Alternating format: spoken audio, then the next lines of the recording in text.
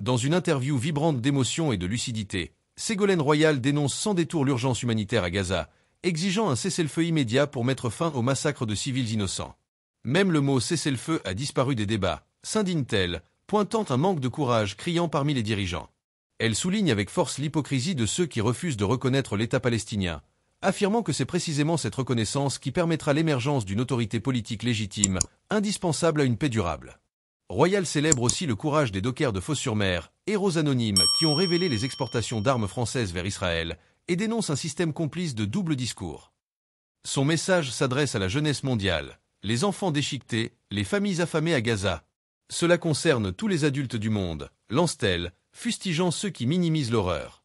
Elle rappelle que la mobilisation de figures comme Rima Hassan et Greta Thunberg incarne l'espoir d'un « réveil de la conscience collective » face à l'inaction. Et tous ceux qui critiquent cette initiative de Rima Hassan et de Greta Thunberg de la flottille de la liberté, est-ce qu'ils seraient capables de le faire? Non. Alors qu'ils ferment leur bouche, assène-t-elle. Un appel clair à sortir de l'indifférence et à agir enfin pour la justice. Bien sûr, il faut déjà un cessez-le-feu. Ce qui est étonnant, c'est que même ce mot de cessez-le-feu est disparu.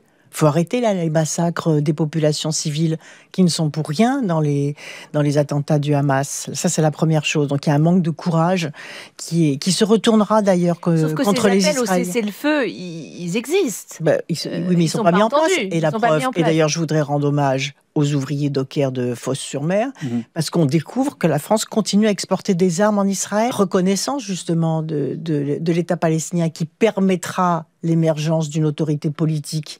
Et donc tous ceux qui prétendent l'inverse, qui disent on va attendre qu'il y ait une autorité politique avant de reconnaître l'État, sont des menteurs, puisque c'est bien la reconnaissance d'un État.